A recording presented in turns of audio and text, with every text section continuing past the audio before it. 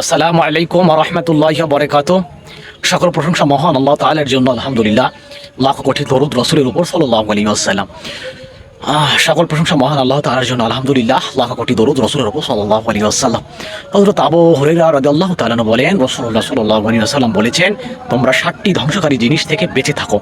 সাহাবীগণ বলেন, সেগুলো কি? রাসূলুল্লাহ সাল্লাল্লাহু আলাইহি ওয়াসাল্লাম উত্তর করেন বা বলেন, শিরক করা, কেননা শিরক করা সমস্ত ধ্বংসের মূল। 2, জাদু করা। 3, অবৈধভাবে মানুষ হত্যা করা, কেননা অবৈধভাবে যে মানুষকে হত্যা করে সে যেন পুরো মানব জাতিকেই হত্যা করে। 4 নম্বর, সুদ ভক্ষণ করা, সুদ খাওয়া যাবে না। 5 নম্বর, ইয়াতীমের সম্পদ ভক্ষণ করা যাবে না। 6 নম্বর, যুদ্ধে মাঠ হইতে পলায়ন করা যাবে না। 7, নিরীহ সতীসাধী ইমানদার নারীদের প্রতি মিথ্যা অপবাদ আরোপ করা যাবে না বা মিথ্যা অপবাদ দেওয়া যাবে না। এই 7টা বিষয় থেকে আমাদেরকে বেঁচে থাকতে হবে। যদি এই 7টা কাজ করি তো আমরা এইভাবে ধ্বংসপ্রাপ্তদের অন্তর্ভুক্ত হয়ে যাব, বা এই 7টি বিষয়ের মধ্যে যদি একটা বিষয় আমাদের মধ্যে দেখা যায় তবে সেই বিষয়টা আমাদের ধ্বংসের কারণ হবে।